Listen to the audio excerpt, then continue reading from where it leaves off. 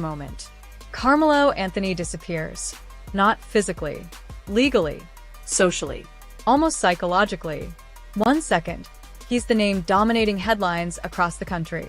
The next, he's just another number inside a correctional system that doesn't care about trending hashtags, courtroom drama, or public opinion.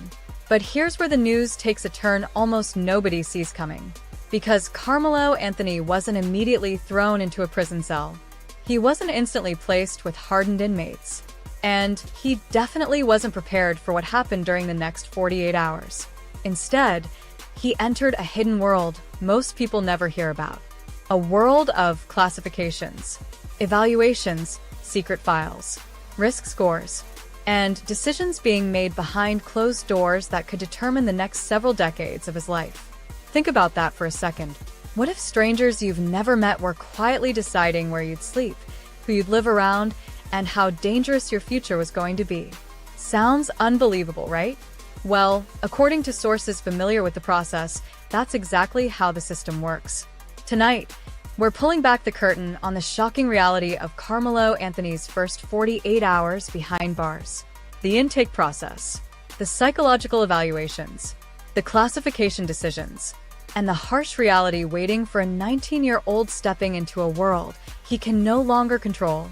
Because, trust me, the deeper this news goes, the darker it gets. The first thing they took wasn't Karmelo Anthony's freedom. It was his identity. No dramatic speeches. No final warning. No moment straight out of a Hollywood prison movie. Just paperwork. Stacks and stacks of paperwork. The moment Karmelo stepped through the intake gates of state prison, the system began stripping away every trace of the person he used to be. The clothes he arrived in? Gone. The personal items he carried? Gone.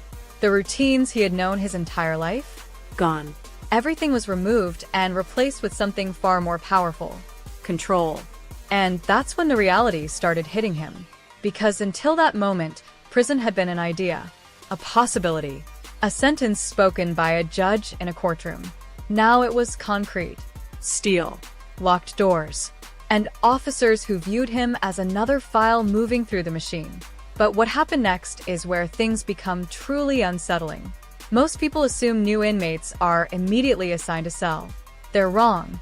Karmelo wasn't heading to permanent housing. Not yet. First, the facility needed answers.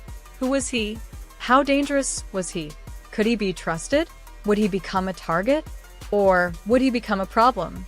Those questions were about to determine almost every aspect of his future. The prison intake unit looked less like a prison block and more like a government facility designed by people who had forgotten what comfort looked like. Bright lights, cold walls, constant surveillance, no privacy, no escape, every movement observed, every conversation monitored, every reaction noted. And according to people familiar with the process, this is where the real evaluation begins. Not with handcuffs, not with locked doors, with observation. Karmelo was photographed from multiple angles. Fingerprints were taken, records were reviewed, background reports were examined. The system wanted a complete picture. And here's where things became complicated. Because Karmelo wasn't a typical inmate. His case had exploded into public attention. News coverage, online debates, community outrage, endless arguments about guilt, punishment, and responsibility. Inside prison walls, publicity creates its own problems. Famous inmates attract attention. Attention creates tension. And tension creates risk. The facility knew it, which meant Karmelo wasn't being viewed through the same lens as someone whose case nobody remembered. Every detail mattered. Every factor was considered. Then came the medical screening. And despite what many people believe, this wasn't about compassion. It was about liability. The Texas Department of Criminal Justice, TDCJ, needed to know exactly what condition Karmelo was in the moment he entered custody. Any injury, any medication, any physical limitation, everything documented. Because once he was inside, responsibility shifted. And responsibility creates paperwork. Lots of it. Doctors asked questions. Nurses reviewed records. Examinations were conducted. Files expanded. Meanwhile, Karmelo sat waiting as strangers quietly assembled a profile of his entire existence. But that was only the beginning. The next stage was the one correctional officials often consider the most important: mental health evaluation. Imagine being 19 years old. Imagine hearing a sentence measured in decades. Imagine walking through locked gates, knowing your future suddenly looks nothing like the life you imagined. The system understands that kind of shock. Not because it's sympathetic, because it's predictable. Adjustment problems happen, breakdowns happen, desperation happens. The facility wanted to know exactly where Karmelo stood psychologically before placing him anywhere permanent. Questions were asked. Responses were recorded. Behavior was observed. And every answer became another piece of a much larger puzzle. What nobody tells you about prison is that classification isn't just paperwork. It's strategy. The wrong placement can create violence. The wrong housing assignment can create conflict. The wrong decision can create lawsuits, investigations, and headlines. So the system tries to predict problems before they happen. And that's exactly what they were doing with Karmelo. Somewhere behind administrative doors, officials began reviewing information most inmates never see. Criminal history, Age. sentence length, institutional concerns, security factors, potential vulnerabilities, potential threats. Everything entered the equation. And one factor kept standing out: 19. 19 years old. Old enough to enter the adult correctional system. Young enough to face challenges many older inmates never experience. Youth inside prison can attract attention, sometimes the wrong kind, which means placement decisions become even more important. The officials reviewing Karmelo's file understood that. They weren't evaluating who he used to be. They were evaluating who he might become. That's a huge difference, because prison systems don't simply react. They anticipate. They calculate. They attempt to forecast risk. And Karmelo was now being measured by formulas, assessments, and classifications that would influence years of his life, maybe even decades. Then came the security review, the process most inmates fear, because this is where numbers start appearing: risk scores, custody levels, housing recommendations, administrative assessments. On paper, it looks ordinary. Inside prison, it's everything. One classification can determine who you live around. One classification can affect your movement.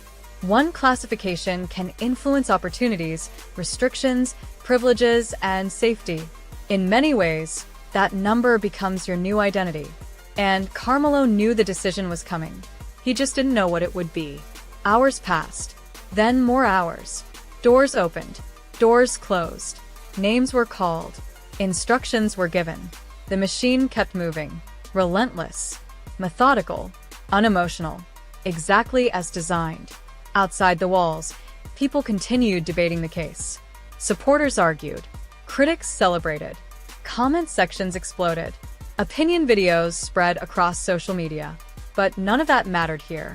Inside state prison, public opinion carried no weight. The system had one objective: determine where Karmelo Anthony belonged. And as the first day slowly turned into the second, that answer was getting closer. Because hidden somewhere inside an expanding file was a decision. A decision capable of changing everything: where he would sleep, who he would meet, what dangers he might face, and how the next chapter of his life would begin. The officials reviewing his case were nearly finished. The evaluations were ending. The reports were complete. The recommendations were being finalized. And Karmelo was about to learn a lesson every inmate eventually discovers. The sentence handed down in court isn't always the moment your new life begins.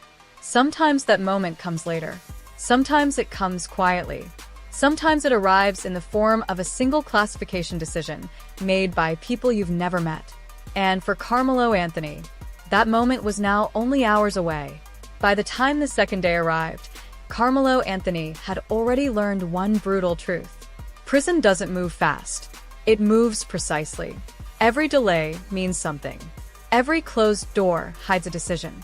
And somewhere inside state prison, people Karmelo had never met were finishing the process that would quietly shape the next chapter of his life. Then it happened. The classification review. No dramatic courtroom. No jury. No cameras. Just administrators studying reports, evaluations, risk assessments, and recommendations. A few signatures, a few approvals, and suddenly a teenager's future looked very different.